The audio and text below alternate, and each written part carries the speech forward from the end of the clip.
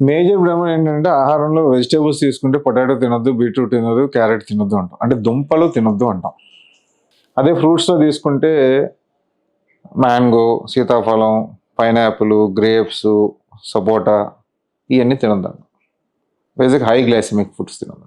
ఇది absolute contraindication కాదండి, relative అంటే if summer is in good control, for example HbA1c 6.5 అట్లా మెయింటైన్ చేస్తున్నాను అనుకోండి, సమ్మర్లో మ్యాంగో తినమని చెప్తాం. That's not issue.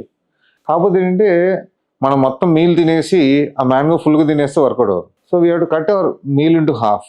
మనం తినే రైస్ కానీ కూరలు కానీ హాఫ్ తిని ఒక హాఫ్ పీస్ మ్యాంగో తింటే రెండింటికి control. This is only control కదండి, మేనేజ్ చేయటం. So same thing, any seasonal food తినొచ్చు, but it has to be very manageable.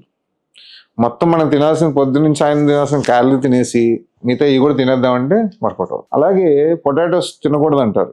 Absolutely మొత్తం ఒక చాలా ఎక్కువ తినేసి potato has high glycemic index, sugars పెరిగిపోయే అవకాశం.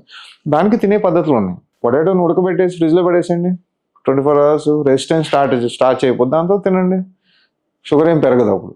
సో ఇవన్నీ రిలేటివ్ కాంట్రాఇండికేషన్స్. అబ్సల్యూట్గా ఏది మానాలని లేదండి. మనం క్వాంటిటీ, క్వాలిటీ, క్యాలరీస్ మెయింటైన్ చేసుకోగలిగితే అన్ని ఫ్రూట్స్, అన్ని వెజిటేబుల్స్ తినొచ్చు. మీరు తీసుకునే అదే మందులు, అదే నాణ్యమైన మందులు మెడ్ ప్లస్ బ్రాండ్స్ పై సగం ధరకే.